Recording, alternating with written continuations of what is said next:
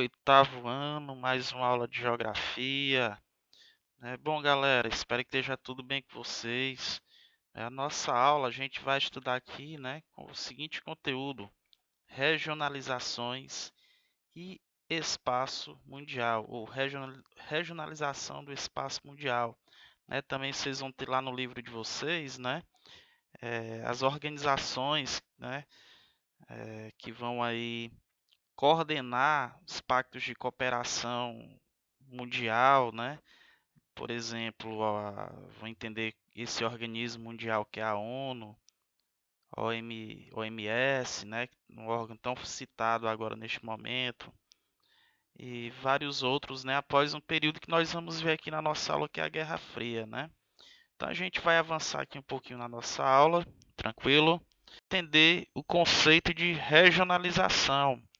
Então, regionalizar, só para a gente entender esse conceito de regionalizar, regionalizar quer dizer organizar o espaço geográfico em áreas com características que as individualizam, seguindo determinados critérios, sejam eles de ordem política, econômica, cultural. Então, como a gente pode perceber, na ciência geográfica, o conceito de região está ligado à ideia de diferenciação de áreas. Então, as regiões podem ser estabelecidas de acordo com critérios naturais, na quais a gente pode observar as diferenças entre vegetação, clima, relevo, hidrografia e fauna. Outro aspecto aqui para a gente entender, se a gente observar aqui nessa imagenzinha, a gente tem aqui o mundo.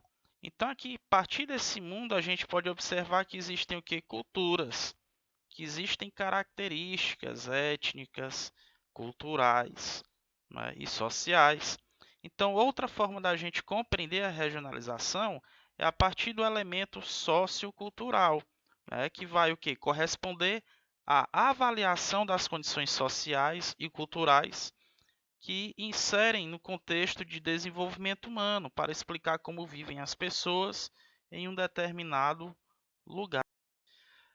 Para a gente compreender esse elemento que é a regionalização, as regionalizações do mundo, é preciso a gente entender esse elemento político que vai, de certo modo, também influenciar no desenho, das fronteiras geográficas, ou seja, no desenho do mapa mundi, principalmente no decorrer do período que vai do pós-Segunda Guerra Mundial. Então, a gente vai ver várias formas de desenho ou redesenhos, das fronteiras e do mapa mundi. Então, a gente vai ver várias formas aqui de regionalizar. Então, a gente tem aqui um período chamado ordem bipolar. O que é isso, professor? Que negócio, isso é uma doença mental? Não, calma, não é nada disso que vocês estão pensando. E pode até ter uma relação, porque esse período aqui, ordem bipolar, era um período de grandes tensões, de vários conflitos. As pessoas nesse período viviam completamente sobre o medo de ter uma guerra nuclear. Então, esse período, que a gente vai chamar aqui de ordem bipolar, inicia-se com o fim da Segunda Guerra Mundial, 1939-1945.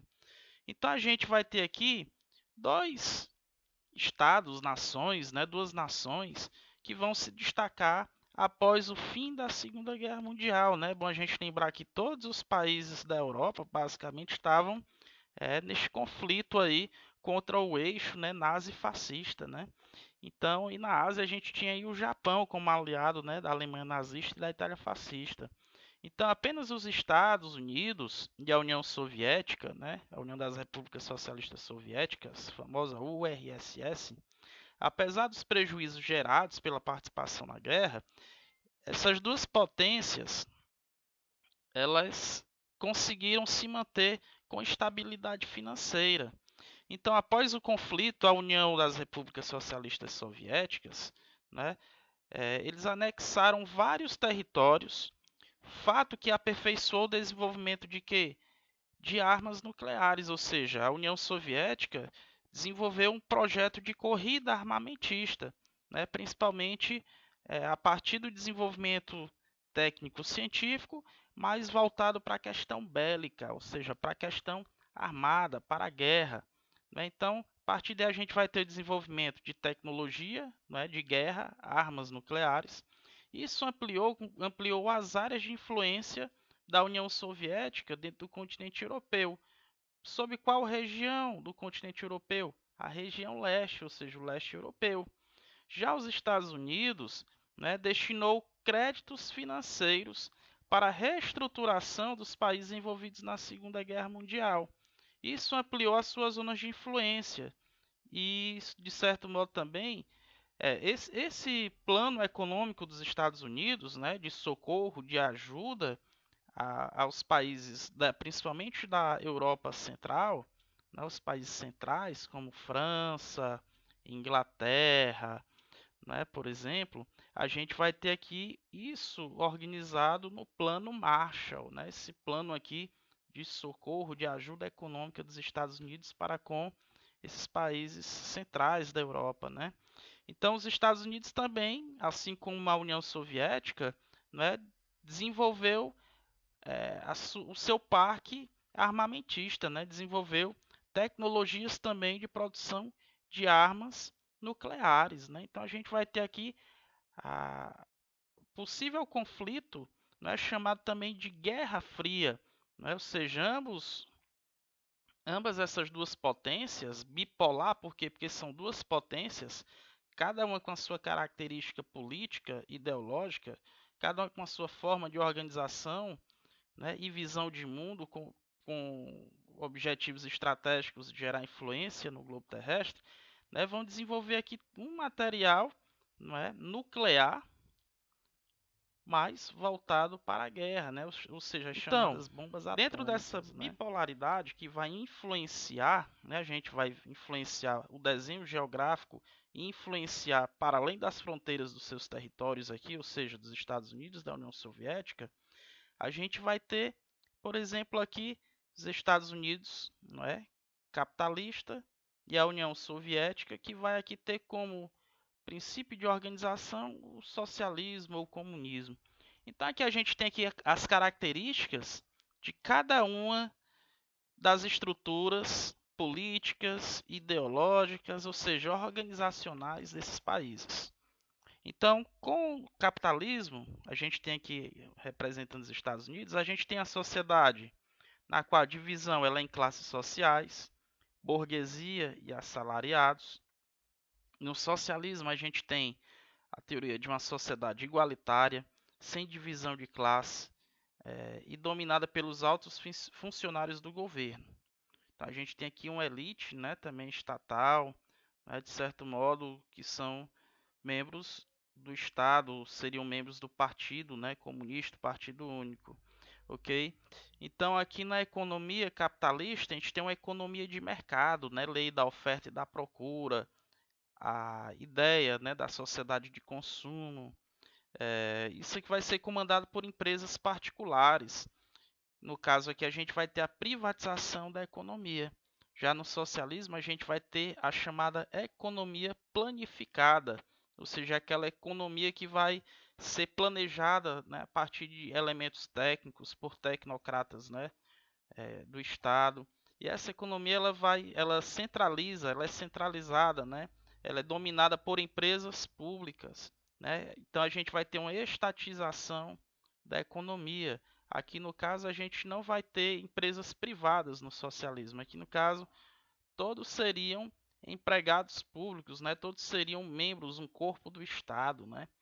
Então, em relação à questão da propriedade, a gente vai ter aqui valorização, né, ou ênfase na propriedade privada dos meios de produção, ou seja, dos meios que produzem e distribuem a riqueza, né? Então, esses meios de produção seriam indústrias, terras, então a ideia de propriedade privada.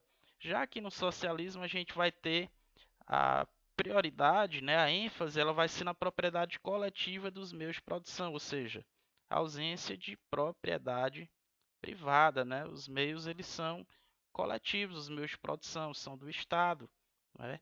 E a população trabalha em função desse Estado e teoricamente trabalha em função de si, né? Tranquilo? Então a gente vai identificar aqui dentro dessa perspectiva do mundo bipolar, o contexto da Guerra Fria. Então a gente vai ter aqui a geopolítica, não é? Então o que é que seria, professor? Geopolítica, né? Para a gente identificar aqui, fazer o nosso glossário, a geopolítica a gente entende como uma questão que envolve fronteiras, né, os aspectos territoriais e relacionados à política interna e externa de um povo ou estado, envolve as relações de poder e influência entre os estados nacionais, ou seja, entre os países. Então a gente aqui nesse contexto da Guerra Fria, né, a gente já identificou a ordem bipolar, que indica o estabelecimento de dois polos de poder: Estados Unidos, capitalista, União Soviética, comunista, socialista. Disputa por liderança e controle mundial a partir de projetos políticos e econômicos. Guerras ideológicas, que a gente vê isso até hoje, né? Tem gente que acha que ainda está na Guerra Fria, né? Durante esse período, ainda vê comunismo em todo canto, né? Como se o comunismo fosse também uma coisa altamente imoral, né?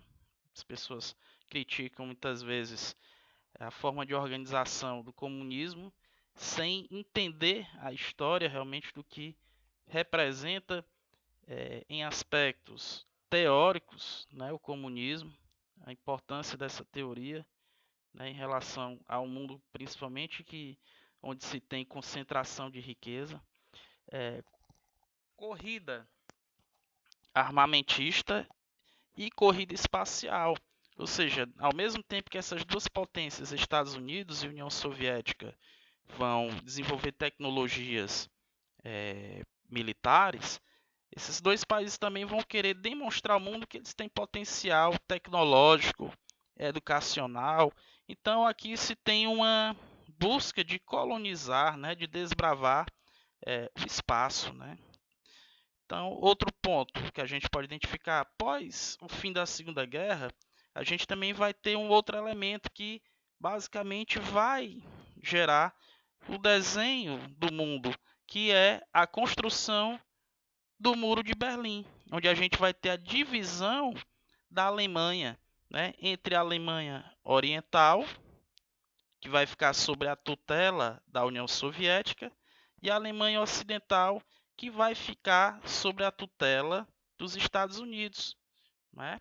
Então a gente vai ter aqui essa construção do Muro de Berlim, né, no ano de 1961. Outro elemento que a gente vai identificar, não é, porque até então Estados Unidos e União Soviética viviam sob conflito. Não é? Essa Guerra Fria era mais fria entre essas duas grandes potências.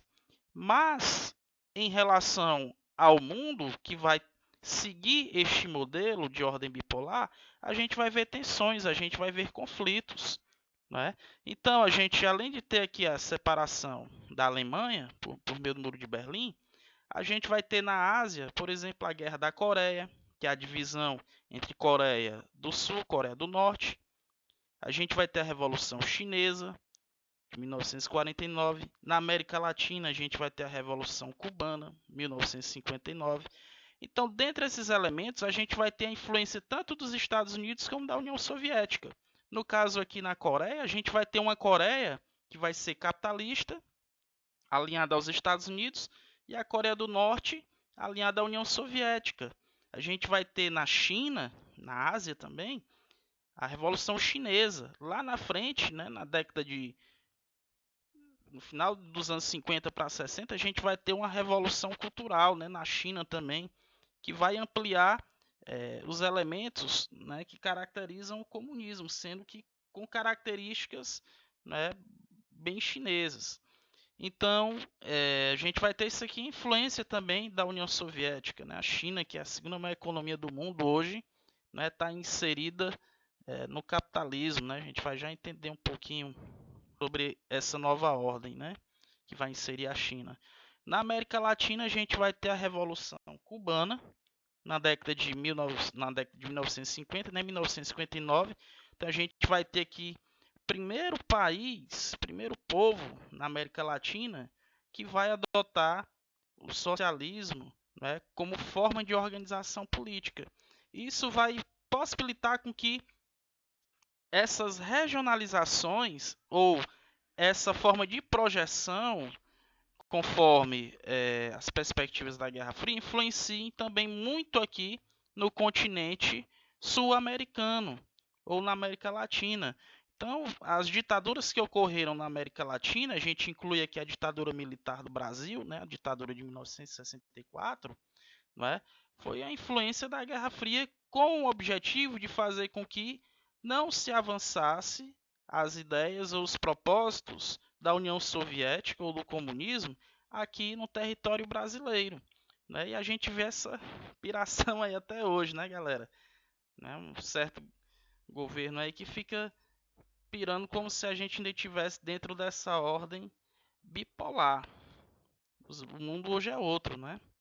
Então, é, outro ponto que a gente vai identificar como outra forma de redesenho do mundo é justamente com a desintegração da União Soviética, ou seja, o fim do socialismo, que vai aí marcar o fim dessa ordem bipolar. Então a gente tem aqui algumas informações, né, os marcos que vão marcar a desintegração da União Soviética. Um deles vai começar, né, em 1989, com a queda do Muro de Berlim.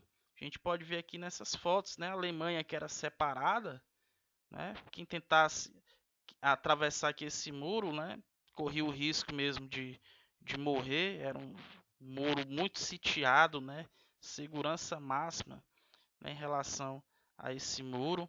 Em 1989 ele cai, ou seja, por quê? Porque o mundo ele está se modificando, não é? A geopolítica do mundo ela vai pedindo mudança. O mundo ele vai seguindo o seu rumo e tendo o seu dinamismo. Isso vai influenciar nas questões políticas, nas questões culturais também.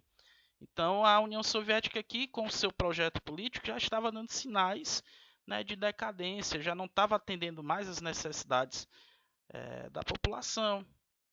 Então, para a gente entender um pouco, né, os ideais comunistas vão ser referenciados a partir das teorias de Karl Marx e Friedrich Engels, sendo que cada país que adotou o comunismo adotou a seu modo, muitas vezes distorcendo ou adaptando essas ideias, né, criadas por esses teóricos, né? Por isso que é chamado socialismo real também, mas de certo modo acabaram também fazendo uma construção de uma ideia comunista que acaba, de certo modo, também negando a intenção do que o Karl Marx e o Friedrich Engels, que são esses teóricos do comunismo ou do socialismo, né, queriam.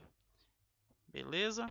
Então, com o excesso de centralização do poder, a gente vai ter o excesso de centralização, de muito controle do poder das classes dirigentes na União Soviética. Então, a gente vai ter aqui uma organização política ditatorial, né, dentro da União Soviética. A gente vai ter aqui uma ditadura de esquerda, que seria o Stalin, né, uma forma bem centralizada. Isso já deturparia um pouco um pouco não, bem muito, o propósito do Karl Marx, né, que é o teórico do comunismo.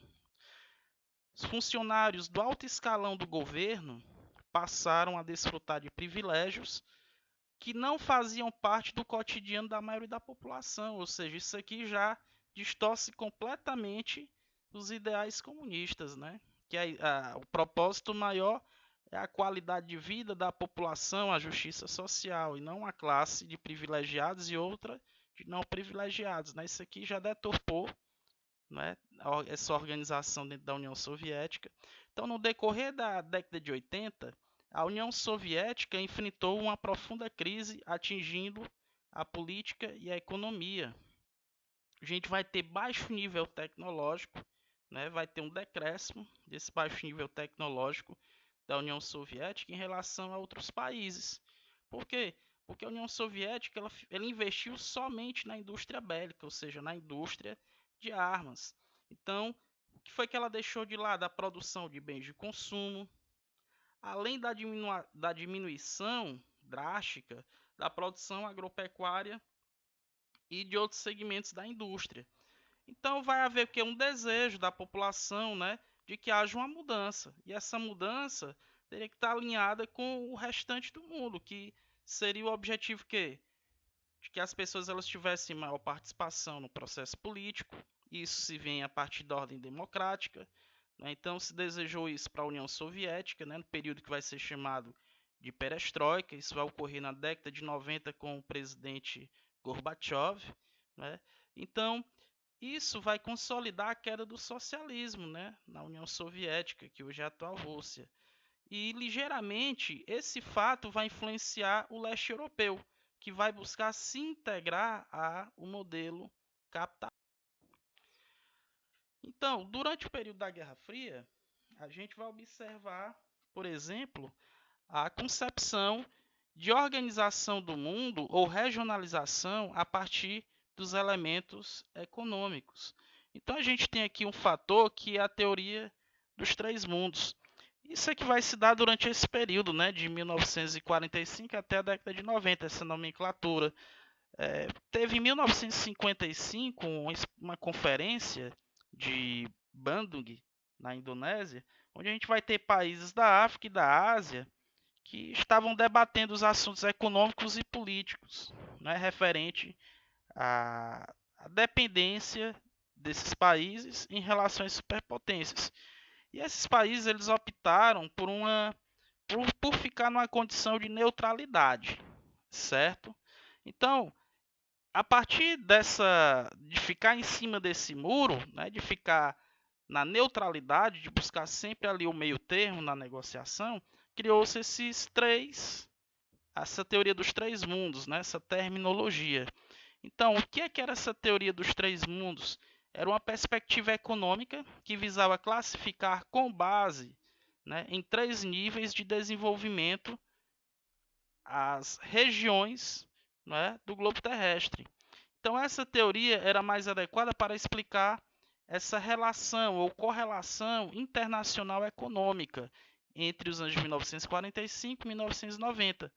Hoje essa teoria ela é considerada superada, muito embora a gente saiba que vai existir outras classificações que vão identificar os países ricos ou países pobres que têm índice de desenvolvimento humano satisfatório e índice de desenvolvimento humano insatisfatório. Então essa classificação se dá da seguinte forma: a gente teria o primeiro mundo, né, que seriam os países como os Estados Unidos, Inglaterra, França e alguns poucos outros considerados como potências econômicas internacionais, e alguns deles também potências militares. Esses países eles se destacavam, né, no bloco capitalista durante a Guerra Fria. Então, diante desse cenário ou diante desse contexto, os europeus se aproximaram mutuamente naquilo que mais tarde se transformou como União Europeia. Né? Já que a gente tinha o segundo mundo, né? Então concebia a extinta União Soviética. A União Soviética estava enquadrada no segundo mundo e os países a ela alinhados, como Cuba, Iugoslávia, China, que mais tarde rompeu sua aliança com os soviéticos, Coreia do Norte e outros, né, que vão estar aliados à União Soviética durante a Guerra Fria. Então, com o fim da Guerra Fria, esse mundo praticamente deixou de existir, pois a maioria dos países de economia, né, planificada, ou seja, o modelo de organização de economia aqui no socialismo, teve que se abrir para a economia de mercado, caso da China. Né? Alguns teóricos dizem que a China, por exemplo, né, que é a segunda maior economia do mundo, a China ela adota o que? O socialismo de mercado. Ela adota os mecanismos de controle, né, do socialismo ou do comunismo, não é?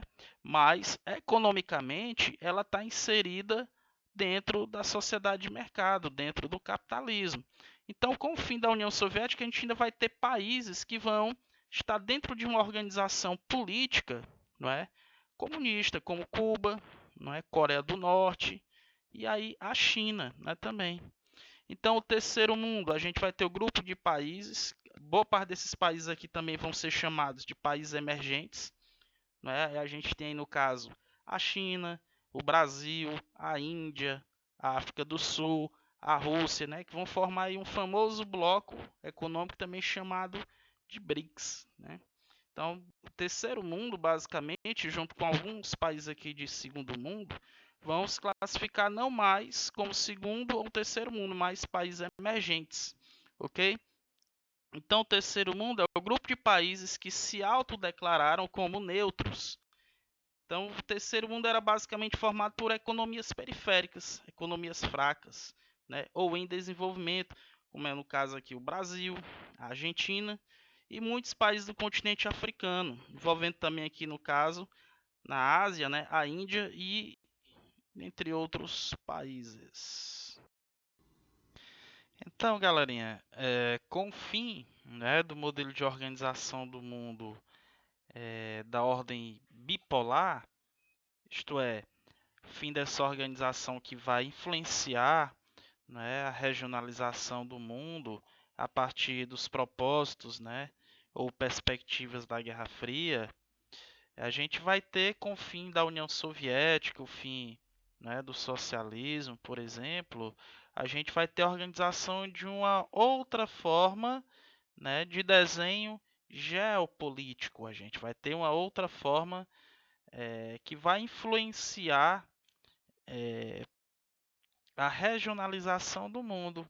Então a gente vai ter aí a abertura para um mundo chamado multipolar, mundo que vai ficar agora configurado não mais nessa bipolaridade, não mais dentro desses dois polos de interesses ou projetos políticos, capitalista ou socialista.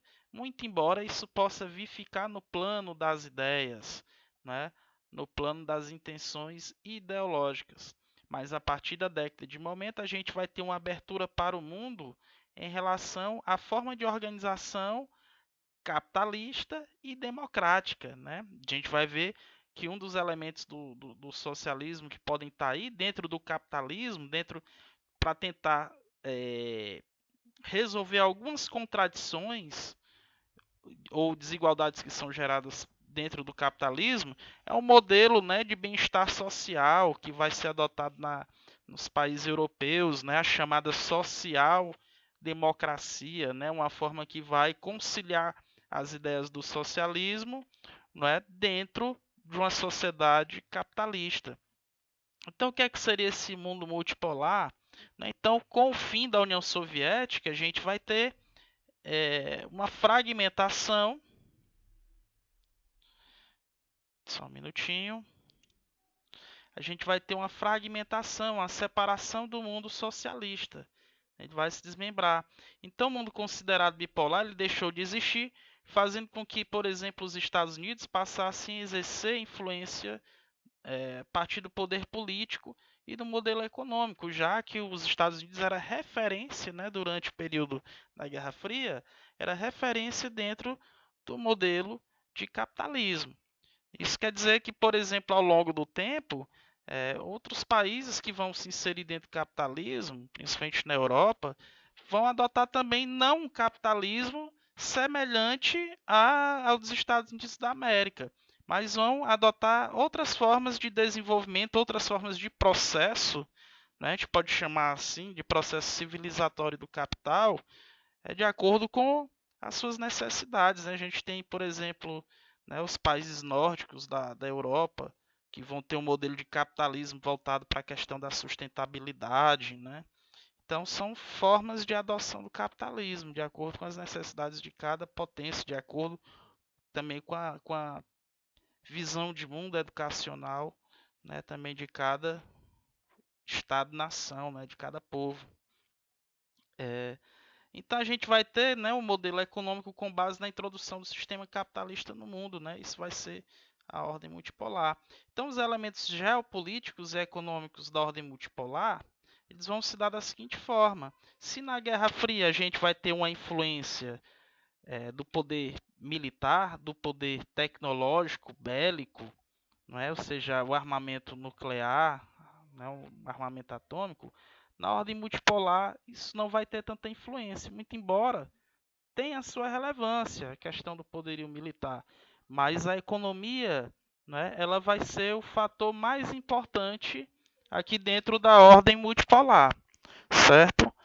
Então a gente vai ter que a introdução de países, né, que vão se formar em blocos econômicos, como a União Europeia, principalmente a Alemanha, França e Inglaterra, né, vão estar dentro dessa ordem multipolar no quesito de importância, né, e protagonismo econômico. Na Ásia a gente vai ter o Japão, mais tarde a gente vai ter a China, né, que é a segunda maior economia do mundo, a China que vai ter aí uma forma de organização política que alguns especialistas chamam de socialismo de mercado, ou seja, faz a combinação das políticas de controle, não é, mas do comunismo, e ao mesmo tempo, como forma de organização econômica, adota, né, a organização capitalista, a economia de mercado, né, ou seja, são as relações comerciais. Então, tanto esses países do eixo europeu como do eixo asiático passam a dividir espaços, né, de protagonismos ou espaços de influência, né, geopolítica a partir desses elementos aqui, que é o poder econômico, poder tecnológico e comercial. Então, toda essa forma de integração também, a partir da economia, a partir das relações tecnológicas e comerciais, a partir dos anos 90, né, com o fim da Guerra Fria, vão inaugurar um período que a gente vai classificar bastante como a globalização, que vai caminhar aí, né, boa parte do finalzinho aí do século XX até os nossos momentos aqui. Então a gente tem aqui essa imagem, né, que vai representar um pouco bem aqui esse mundo multipolar, né, a partir dessas potências que vão se desenvolver a partir dos elementos econômicos, tecnológicos e comerciais. Tranquilo? Então, a gente fica por aqui. Grato pela atenção. Aqui o nosso mascote, Zé Orelha de Caçaco, tem uma mensagem para vocês. Fique em casa, lave bem as mãos, cuide dos idosos. Se você tem irmãozinho, cuide das crianças, né? Contamos com a sua participação, pois estudar é o melhor caminho para superarmos as dificuldades. Dá uma olhadinha na plataforma, confere lá o nosso agendão. Qualquer dúvida, a gente está à disposição no WhatsApp, tá bem, galera? Fiquem com Deus. Grande abraço.